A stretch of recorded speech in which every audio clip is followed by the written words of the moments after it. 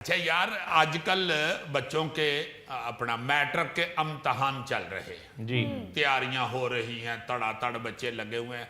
खैर अब तो तड़ातड़ वाला लफ्ज एजुकेशन में से निकल गया हुआ है, मगर हम अपने बचपन के हिसाब से तड़ातड़ ही कहेंगे। गोगा जी, आपको तड़ातड़ पे कोई एतराज तो नहीं है? और नहीं यार, उसे कोई एतराज नहीं, तड़ी से थोड़ी चीज हो फिर वो एतराज करता है। यार बात इम्तिहानों की कर रहे हो और फिर गोगे की तरफ शुरू हो गई हो। I am sorry. तो गोगा क्यों बैठता हूँ में, घर चला जाए कर।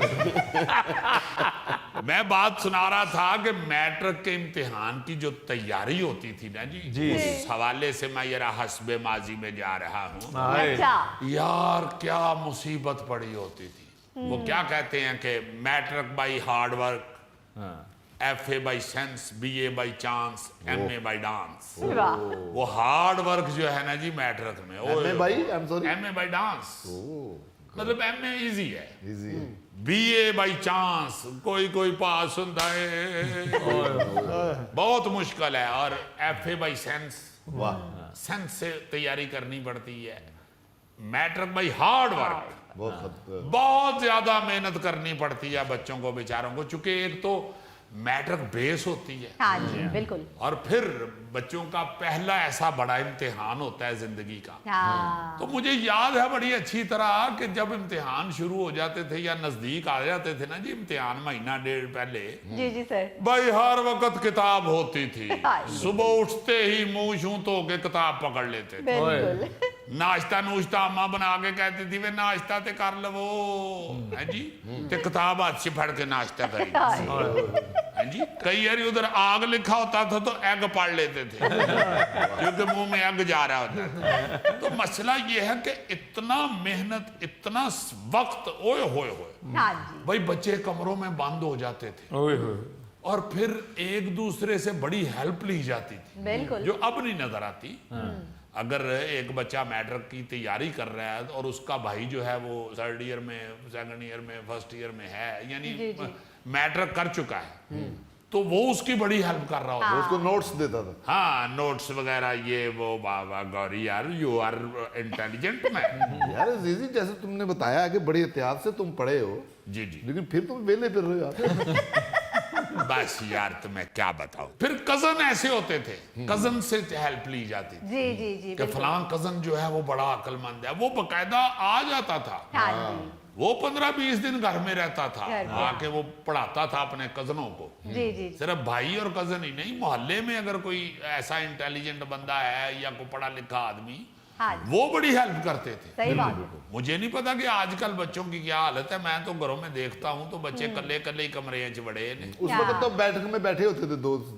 मैं कहता हूँ जी कि ड्राइंग रूम में चले जाते थे, वो मोहल्ले का कोई लड़का या दोस्त या बुजुर्ग आ जाता था और धड़ाधड़ तैयारी हो रही होती थी। बल्कि मुझे याद है जी, मेरा एक बड़ा प्यारा भाई भी है, मेरा वो तो दोस्त भी, मुनम रफीक। जी जी, उस बंदे ने मैट्रिक की तैयारी और FA की तैयारी जैसे की हुई है ना जी, उनके घर के पीछे उनका एक घर था जहाँ पे उन्होंने ये गंदम वगैरह ये वो स्टोर की होती थी। 1-2 कमरे बने हुए हैं, बाकी सेहन ही है खाली। अच्छा, वो गंदम वाले कमरे में बैठ के ना जी कल्ला, हाँ जी, तो धड़ाधड़ बेचारा कागज भर रहा होता था, धड़ाधड़। वो एक आध दफा मैं उसकी तैयारी के दौरान मैं उससे कोई हेल्प लेने शायद गया या कोई नोट्स लेने गया, और मैं उसको देख के डर गया। और मैंने कहा इसको इस कमरे में डर नहीं लगता, सिर्फ वो गंदम की बोरियां पड़ी हुई हैं और एक मेज कुर्सी और मुनम रफीक लगा हुआ है। बड़ा मैंने उससे, हम उसे मोनी मोनी कहते हैं, मैंने कहा मोनी ये क्या कर रहे हो, इतनी सख्त तैयारी, अकेले हो गए हो? कहता है क्या करूं, वो घर में शोर शोर होता है। इस तरह की हालत होती थी कि बच्चे जो है ना जी वो बाकायदा तन्हाई में चले जाते थे। बिल्कुल सर, इतनी सख्त तैयारी की जाती थी। हाँ, एक मेरा अपना कजन है, वो भी आरफ भट्ट, जी जी, जिसे हम आड़ू ग्रेनेड कहते हैं। ये हस्बे हाल में ना जी, मैंने दोस्तों में उसका नाम भी लेता था अक्सर, आड़ू ग्रेनेड। वो मेरा वो वाला करैक्टर है जो मेरा कजन भी है। वो अच्छा, आड़ू ग्रेनेड जो था ना जी, वो ज्यादा फिरने टुरने वाला बंदा। वो अच्छा उसकी तैयारी ये होती थी कि पर्चियां किवें लैके जानियां ने, बूटी किस तरह इस्तेमाल हो रही, आड़ू ग्रेनेड ये मेहनत कर रहा हूं वाह वाह वाह वाह। कि किस तरह किस को लायक बच्चे दे पिछे मैं बह जावां बस। साइंस लड़ा रहे थे कि किस हाँ तरह वो अपनी साइंस लड़ा रहा हुंदा सी, ਅਸੀਂ ਉਹਨੂੰ ਆੜੂ ਗਰਨੇਡ ਕਹਿੰਦੇ ਸਾਂ ਕਿ ਗਰਨੇਡ है ਇਹਨੇ कोई ना कोई धमाका ही करना है। अच्छा जो इंटेलिजेंट बच्चे होते थे ना वो इजी होते थे जी जी सर। और उन पे गुस्सा चढ़ता था। और दो हमारे भाई हैं बड़े प्यारे दोस्त, हाफिज जिया अल्लाह बख्शे वो वफात पा चुके हैं, छोटे भाई अब डॉक्टर हैं कनाडा में होते हैं, डॉक्टर तस्नीम, वो भी हाफिज साहब, दोनों भाई हाफिज।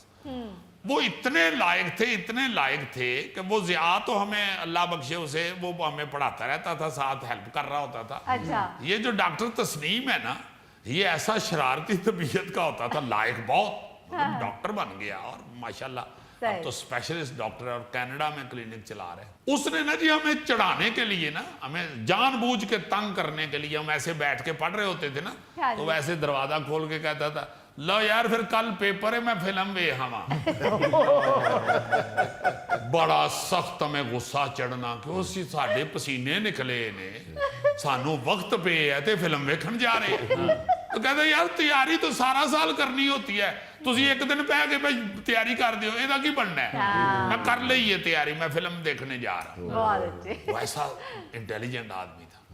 तो बड़ी बड़ी ना जी अजीब सूरत हाल होती थी इम्तिहान की तैयारी के दौरान।